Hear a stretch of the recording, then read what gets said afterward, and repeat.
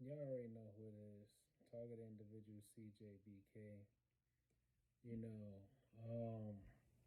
so this has been a tough last couple of days. You know, my mom, she's still in the hospital. But she's doing better though. But I have a feeling that the perps definitely been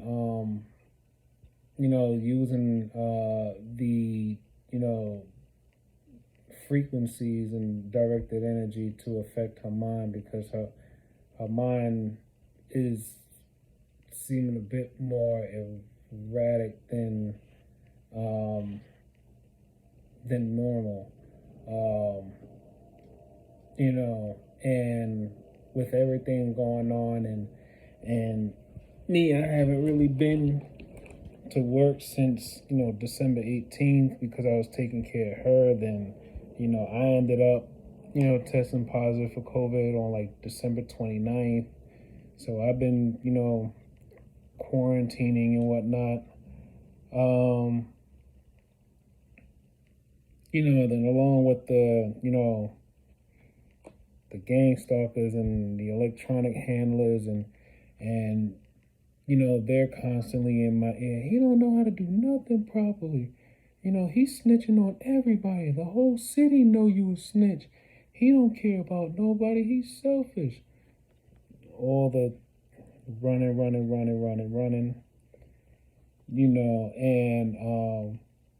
And it's amazing. The deeper this goes, the more people I actually can feel that's a part of it. And and it's like no matter what, it just seems like the more, because the more you are attacked by these frequencies and the more you're attacked by the frequencies and the directed energy, you become even more electromagnetic or electro or sensitive to electrical energy, right? And I was already an empath. So when I walk past a person, whether they look at me or not, I can literally feel their energy. And crazy part is, it's like it's almost as if like it's heightened. Like you know, all of this extra,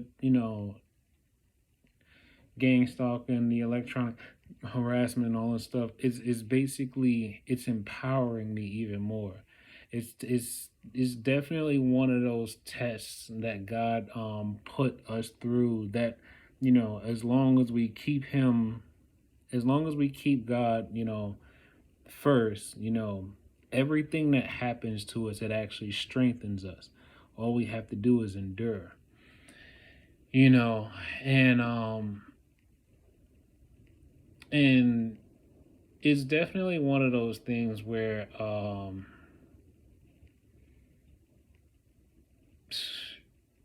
you know I'm not one to basically stress very easily. And then even if I do get stressed, I always find ways to mediate the stress, right? So ever since my mom been in the hospital, the perps, they've been increasing the attacks, increasing the frequency, attacks. Um, they got mad. They're definitely a lot more mad at me because I've been really hitting the nail on the head when it comes to understanding their technology more and more. And then the more I post on online and whatnot, the more they try to change their tactics and attack harder, right? So that's given me strength too. So, but among everything, you know, I'm gonna be real with you. Well, I'm always real with you, but I'm gonna just say this though. Growing up where I grew up, right, there is ignorance is definitely bliss, even though it's not. The term ignorance is bliss is definitely like a virus. And it runs a lot more rampant than any other thing. I mean, look, we already got the documents that leaked out about, Dr. Fauci and his failed COVID bat experiment that expanded outside of those 6 countries in Asia. Then, we got a former NSA William Biney. He's or Binney, I think it's Binney. It's Binney. He, is steadily. He's like, the top person when it comes to airing out, this gang stalking, electronic harassment stuff, and and it's crazy because when I think about it, everyone who basically takes part in gang stalking and receiving payments and benefits and everything just for assisting and helping with the surveillance of fake terrorists, while the real terrorists are still running around beating up women and snatching children and doing all kinds of other stuff. It's just like it really does seem like we are coming to that point where we realize Lucifer have gave you know humans the tools to basically cause more destruction on his planet, and then those who basically don't care about spiritual ramifications, because they're just gonna keep doing what they do because they have no remorse. Because why? They get paid, they get free rent, whatever the case may be. And it's funny because they're like, we're a secret society. And I'm like, that don't mean that y'all don't have blood on your hands. That don't mean that, y'all not still responsible for kidnappings, trafficking of humans, and drug trafficking and all kinds of other stuff. Um, Quite honestly, I don't even. You know what? I'm not even gonna say that part. But you know, at the end of the day, I'm just like, they're basically doing all of this because, and when I think about it, how much I've discovered when it comes to the unknown cell towers that just randomly pop up all around the street and whatnot. And then when through the research I've been finding about EMF and radio frequencies and extremely low frequencies, and the radiation correlation to those things, it's like man-made EMF at that. They're all using this technology, right? They're all using this technology and then further exposing each other to the technology. And then it's like, do they not realize they're actually putting their own health at risk too? Because when you think about it, that's an environmental. It's not just like it affects one person. No, that's an environmental poison. That's an environmental toxication. So it's like, they're basically, running around with their covert operations, talking about how, they're doing this to, help people, whatever. They're saying, I'm disrupting people's livelihoods. And I'm just like, but you're helping with the increase in radiation in your own neighborhood, right? You're actually helping with the increase in radiation, and people wondering why when their children are born, they're coming out with their children are born with all these neurological, diseases, or why men and women are having fertility problems, or why, people don't realize when they wake up, when they first wake up in the morning, why they feel exhausted still, or why they feel angry and frustrated, why they having memory problems, why they're, basically having all these ailments in their body. And it's like, well, obviously there is something going wrong, and especially if you go to the doctor and you're telling them everything that's wrong with you, and then the doctor looks at your chart, doesn't really see nothing in particularly spikingly wrong. He sees all these different levels that might be up, but he'll tell you, oh, nothing's too bad, and he or she doesn't see anything wrong. Obviously you still feel something is wrong, but they don't tell you that, there's something wrong. And for the most part, I've come to realize they are committing a cyber holocaust, or maybe a genocide. And the crazy part is,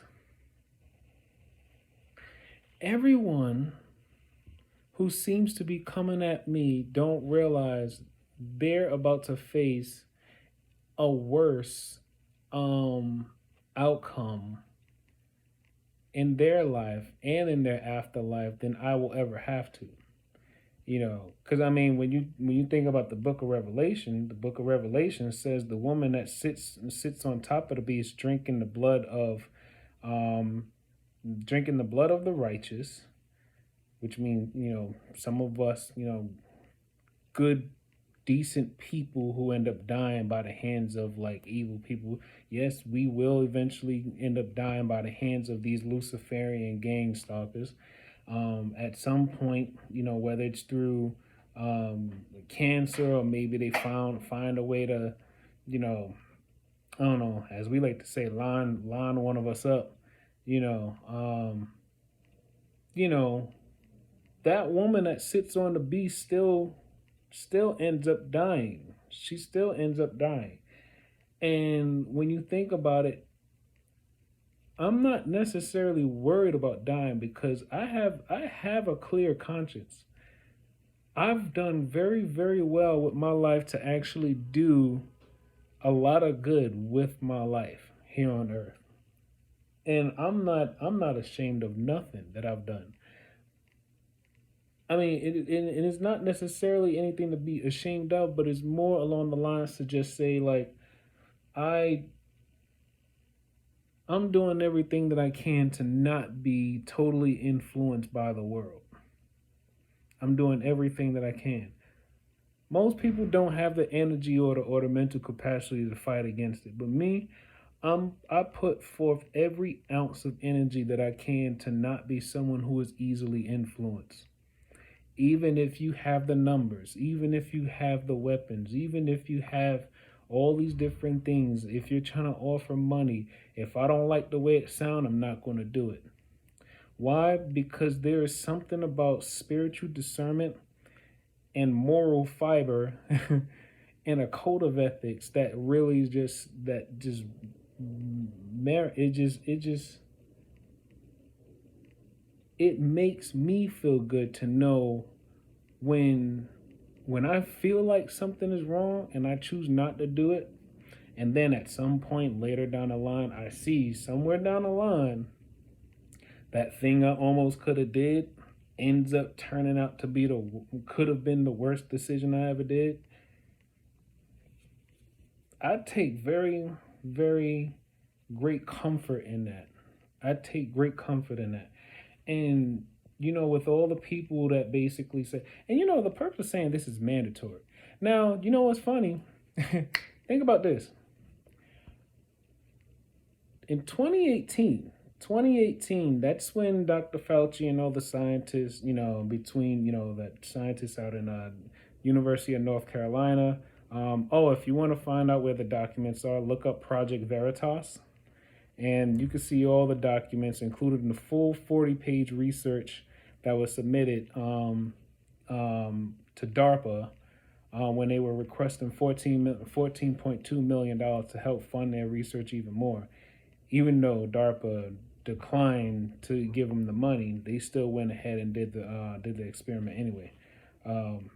If you don't know yet, long story short, they took some bets in 6 different countries, that basically had like like an original COVID strain, right? Took human cells, basically integrated it into the bats, the bats' DNA. Then next thing you know, the bats will go fly out, at night to go feed. And while they're flying around, they're basically, urinating and defecating wherever they go, and then that infected the people in the near those caves where they were experimenting at. Now the thing is, those scientists weren't expecting those people in those 6 countries to actually be traveling outside of Asia. They thought, the scientists believed that they were going to basically be able to create vaccines to try to control and contain the virus in those 6 countries. Well, nearly 5.3 million people later, that didn't work out the way they wanted it to. So now you got, the government, the feds, or whatever secret organizations that's probably out there, they are empowering people to use these weaponized radio frequencies and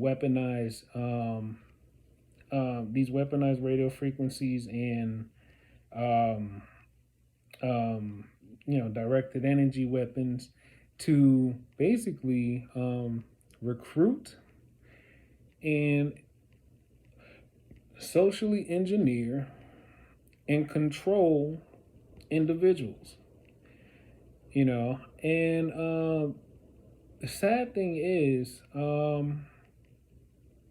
once I seen Havana syndrome come out, even though Havana syndrome isn't the first case of the use of directed energy, it's only because it started to happen to many U.S. personnel. It's been happening before, 2016. But once Havana syndrome came out, that's when I realized, oh, the snowball is rolling. The snowball is rolling. So, with that being said, I kind of realized that, what? Yeah, we are about to see the lid blow right off. The lid is about to blow right off. And all of these people who are basically being funded by this program, they're all in. The funny thing is, I've heard statements about them, about all these people who receive the technology that they're using. They sign contracts. So there's a paper trail somewhere. Maybe. I don't know. I wish I could have seen a leaked document of what these contracts, would look like, but whatever. But if there is, that means there's a paper trail somewhere. So, yeah, so I'm basically just like, this is me just trying to unload some of the stuff that I've been, dealing with over the last few days. And you know what? I'm going to continue saying watch God work. Because every time I say watch God work, there is something that happens. Every time I say watch God work, there is something that happens, and it makes me feel like I'm doing the right thing anyway. Every time I say watch God work, something happens, or I see something in the news, or something may happen. Yeah, something may happen, or I might see something in the news that just lets me know, Chris, don't give up. You're doing the right thing. Because I'm like, look, it's amazing because the boldness of how many people is involved, like how many. And then remember, I'm in New York City. We're like, New York City is like what, 12, 13 million people? And let me tell you, I don't think you truly know gang stalking unless you lived in New York City, because you're suffocated around people. like it's probably different from like being in like rural or suburban areas where like you're not as close knit and there's space. You probably got to deal with more people doing odder things, like more break-ins and destruction of property and things of that sort. You know, Me, I live in the projects. You know, what you call it? I work for my money. I don't gotta manipulate nobody. I don't gotta lie to nobody. I make mine honestly. I don't judge anybody that make their money, in the street. I would just prefer that if you're gonna make it in the street, at least just don't harm nobody. If you gotta, like it's gonna sound bad for me to say this, but I'm just like, I don't fault, I don't fault, people who sell drugs. Why? Because it's the user. The user chooses to buy the drug. I don't fault a drug dealer, really, honestly. That's just my honest opinion. I don't fault a drug dealer. The user is the one that basically is the one that's hurting themselves. The drug dealer, can you really blame the drug dealer? You know, and I mean, shit. It's it's one of those things where you realize once you become targeted, and then from what my perps basically told me in the beginning, I wasn't supposed to be a target. I was supposed to be target practice. That's what they told me. I wasn't supposed to be a target. I was supposed to be target practice. They would often say, including like people, that I may walk past, or maybe somebody that I'm working with who's probably a part of the secret society of gang stalkers, and they'll say he was supposed to be a police officer. That's They wanted to socially engineer me into becoming a police officer, so then I could probably be used as the proxy to help them with whatever agenda they would have. But yeah, I've never been a follower, and at the age of 32, I will not become a follower. So yeah, and then you know what? It's so funny because they're like, he don't realize the whole city is watching him. It's like 15 months later, you're still saying the same thing that I've already realized. You know, and then what's funny is like they basically changed up, their statements so often. When I first started to voice out about this technology and stuff, it would first they used to say, "You don't realize you snitching on every black person in America." Then I started to find more black TIs. Then it switched to you snitching on, what was it? It was like, now you snitching on everybody. Not everybody in New York City know you a snitch.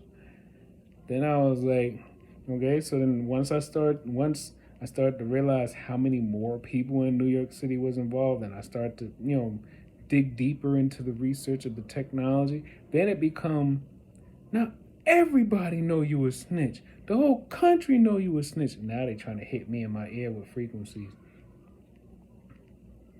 And it's like, crazy thing is, and I'm like, when that day comes, I'm just happy at the fact that I actually was able to record my perps V2K in straight up audio. I had to tweak the file a little bit, but I got it. I got the audio recordings of their voice, and it felt really good when I did it too. And you know what they love to say, because I like to watch movies and TV shows and whatnot. Their favorite thing is to say, "It's not a movie, Chris." And then because I'm not going to back down, and because I'm not going to let fear debilitate me, you know, The women that be on the synthetic telepathy, the V2K, they love to say he confident. you know, and I'm just like, yo, you know what? I'm gonna just continue to say, watch God work. And at the end of the day, I'm not afraid of going nowhere. Why? Because I'm only one person. I'm only one person. And them taking me out is not going to stop nothing. It's not going to stop nothing because two things are going to happen. Taking me out is going to do nothing. It only just provides them with a facade of comfort. That's pretty much it. It's only going to offer them a facade of comfort. Me, I would like to think I will be somewhere in the blessed dimension, or in a blessed place of heaven or whatever when I leave this earth. Because I mean, honestly, we're not gonna be in these bodies forever. These bodies were meant to die. These bodies were meant to die to release our light energy being. You know, so yeah, so basically what's going to happen to them is, one, more than likely everything that they're doing is about to be released. Everything about them and what they're doing and how it's being funded is about to be released. And then every single person involved in this thing is going to have a karmic energy that's going to be so intense, it's going to crush their very being, in a sense. All right. I'm gonna go. I got a phone call coming, but remember, take life one breath, one thought, one step, one day at a time. Peace.